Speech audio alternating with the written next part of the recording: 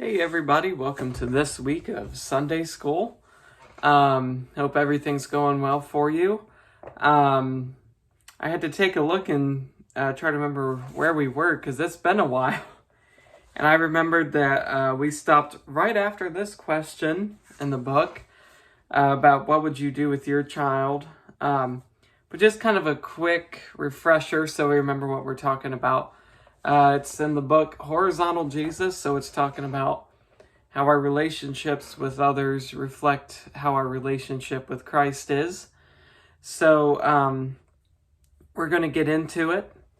And we were kind of in the look as God as the Father and how his heart aches when we treat each other not the way we're supposed to. But like the very last line in page 7 is where we left off. So I'm going to read from there and pick up where we were. And today I'm just going to finish the introduction. We'll see how far we get next week. It says, imagine you're in a candy store with 2 of your kids and you decide to buy 1 bag of candy for them to share. You pay for the candy, hand the bag to the older child and ask him to share it with your younger child. The older child is the steward of the candy, but he's not the owner. It belongs to both of them because it ultimately belongs to you. Now imagine that your older child begins hoarding all the candy and refusing to give any to your younger child. What would you do? When the candy ran out, would you refill the bag with more candy and give it to your older child again? Or would you make other arrangements this time? Your love for your child wouldn't change, but your child's experience of your blessing and provision in his life would definitely change. So if you have your Bibles on hand, we're going to read Genesis chapter 25. So I'm going to get mine.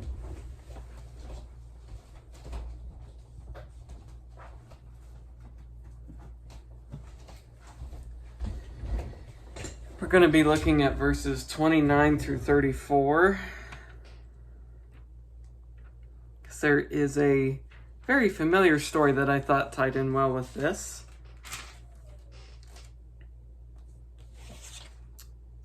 Verses 29 through 34 in Genesis chapter 25.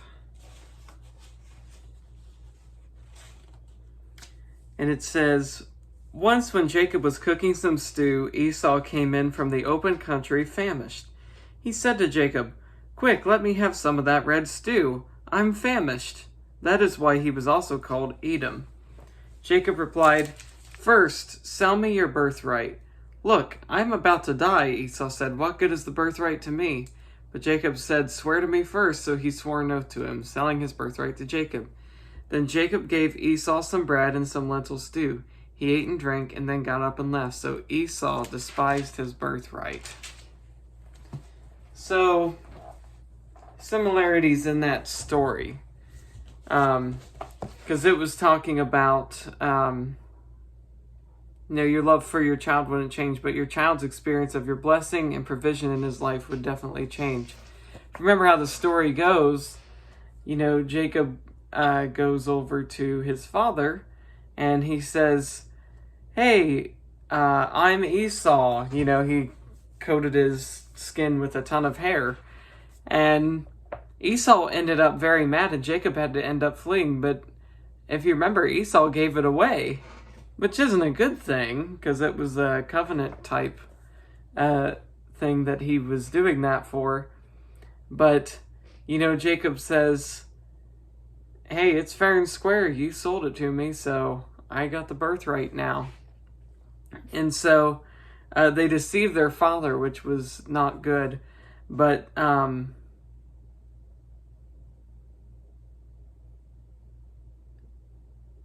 yeah, it says, when the candy ran out, would you refill the bag with more candy and give it to your older child again, or would you make other arrangements? Just because one had the birthright and the other didn't, you can only do one birthright, give all your inheritance to people. But that's the sad thing. It made this rift between these 2 brothers, and they didn't recover for a long time. They didn't get along very well. It says in the book, similarly, none of us are owners of what we have, our time, talents, or treasures. These things all belong to God. He entrusts them to us so we can use them to advance his kingdom on earth, benefit one another, and glorify him. And we don't align our actions with God's teaching on how we are to be with one another, we are not removing ourselves from God's family.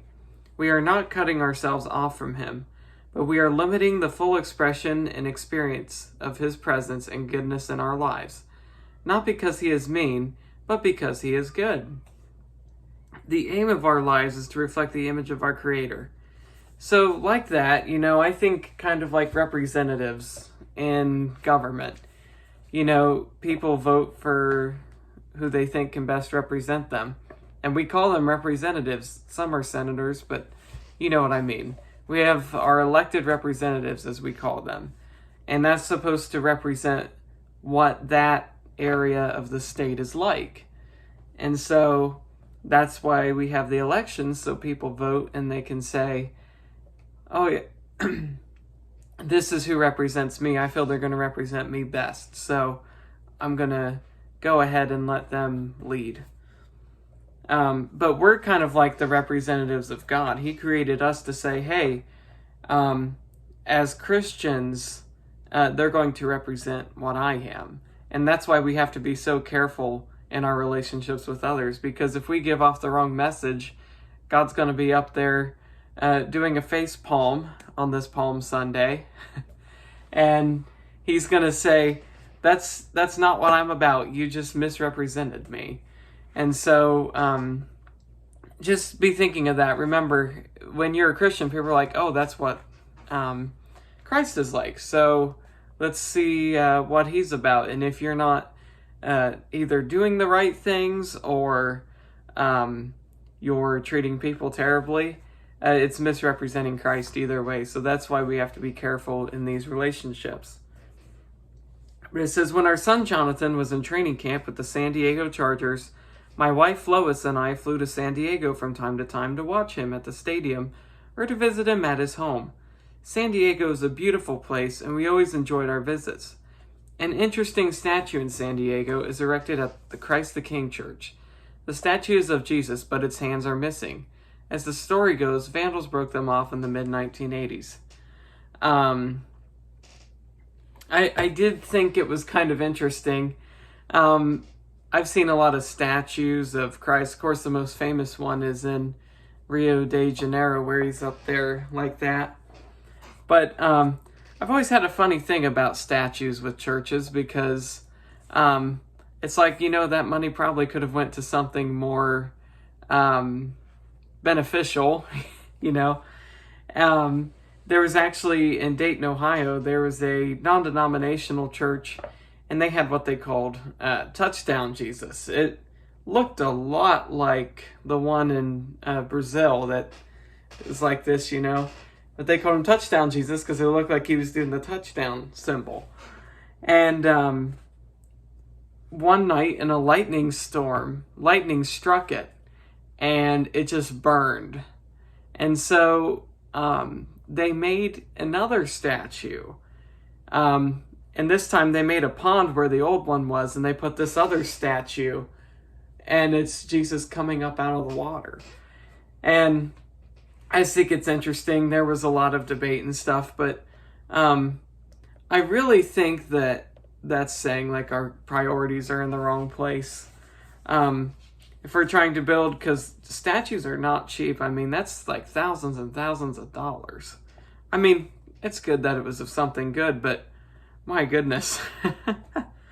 But this church actually has the answer, I think, that we want to pay more attention to. It says, rather than having the statue repaired, the pastor chose to put a plaque at the base of it that reads, I have no hands but yours. It is declaring that because Jesus has ascended to his rightful place in the heavens and is not physically present on earth, we, his body, are to be his hands to one another. We are to be his feet to one another. We are to offer his help to one another. We are to live out our horizontal relationships with one another in light of our vertical relationship with Christ. We are to be the manifestation of Jesus to one another. That is our ultimate calling as his disciples. That is our highest aim and the truest reflection of the two greatest commands. Love the Lord your God with all your heart, and with all your soul, and with all your mind, and with all your strength. And you shall love your neighbor as yourself. Mark 12:30 through 31. And that is what this study is about, treat each other as Christ did. No one knows for sure who wrote this poem, but it is widely attributed to Teresa of Avila, a 16th century nun. It says, Christ has no body but yours, no hands, no feet on earth but yours. Yours are the eyes with which he looks, compassion on this world. Yours are the feet with which he walks to do good. Yours are the hands with which he blesses all the world. Yours are the hands, yours are the feet. Yours are the eyes, yours are his body. Christ has no body now but yours, no hands, no feet on earth but yours. Yours are the eyes with which he looks, compassion on this world. Christ has no body now on earth but yours. And I always thought about that. It made me think of when I went to the Christian Academy in high school. They would always say whenever we would go out somewhere, remember, people know you go here. You've got a testimony to share about what this school is doing, this Christian school, what sets us apart. So be careful about how you're representing us. And, they talked about that. And a lot of times we would get a lot of good reports from people saying, wow, there's just something different about that Christian school. They just, you always know when someone's from there, not in a bad way. But it says you always know when someone's from there because, they're just the kindest people. And that's kind of the testimony we want to have in these relationships that we have with others. So jump to the last page here of the chapter, page 10. It says, the Apostle Paul shares a similar sentiment in his letter to the church at Rome. How then will they call on him in whom they have not believed? How will they believe in him whom they have not heard? And how will they hear without a preacher? How will they preach unless they are sent? Just as it is written, how beautiful are the feet of those who bring good news of good things. Romans 10:14 through 15. We are to preach Jesus Christ in all that we do. As the common quote says, preach the gospel at all times. When necessary, use words. Now you might be thinking, what on earth does that mean? But really, I think it speaks well. Because we actually talked about that in a class. There's a great book. I still have it if you want it. But it kind of talks about this method of how we share the gospel. And it says, a lot of people nowadays, back in the older days, it used to be, you'd drop a tract or you would just tell someone about Jesus right on the spot there. Nowadays, what they typically do is they show who Jesus is by their actions, and they say, and people look at him and say, wow, I want to be a part of that. How does that work for you? And it's like a commercial. You're showing them, hey, this is what it's like, and they're interested, and so they're like, hey, how can I have that? And you're like, well, I'm glad you asked, and you can just tell them right there. But I always thought that was interesting. Preach the gospel at all times, and when necessary, use words. Because when you think about preaching the gospel, you're thinking, well, you have to use words. Well, not always. But I wouldn't say that it's just one way or the other. I wouldn't say that one method is better. It always just depends on where you're at. I happen to be one that I think it's good to just tell people about it, especially if they're asking. I mean, that's a given. Just tell them about Jesus. And if it's something that is, if you're showing them by your actions, that's just as good, I think. And so just be looking in that. But it says, the aim of our lives is to reflect the image of our Creator. He has given us good works to do, Ephesians 2:10. These involve treating others in certain ways, so by saying that what we do for others can affect what God does for us, we are affirming that our obedience to God's intended purpose in our lives can open up the floodgates of His ongoing blessing and favor. the converse of that is true as well. Disobedience to his intended purpose can block the flow of his goodness to us. Of course, God is always free to give us grace, blessing, and favor, regardless of what we do or don't do. This isn't a hard and fast rule. God can do whatever he wants, whenever he wants. We can never force his hand, but we can influence. You know, how well does it go when we try to force God's hand?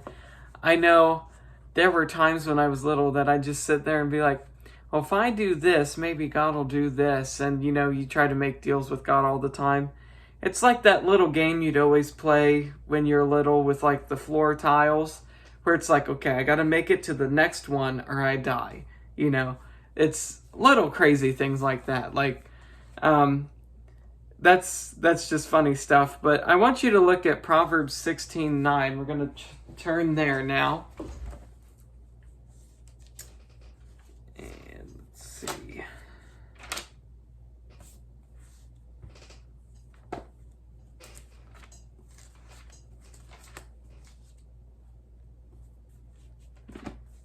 Still need to go. I need to get to Proverbs 16:9 today.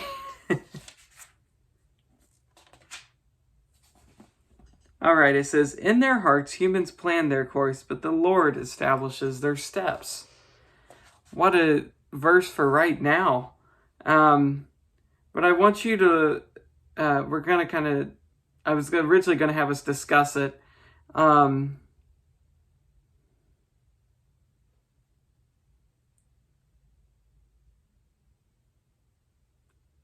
I'm sorry, I can't read my own writing here.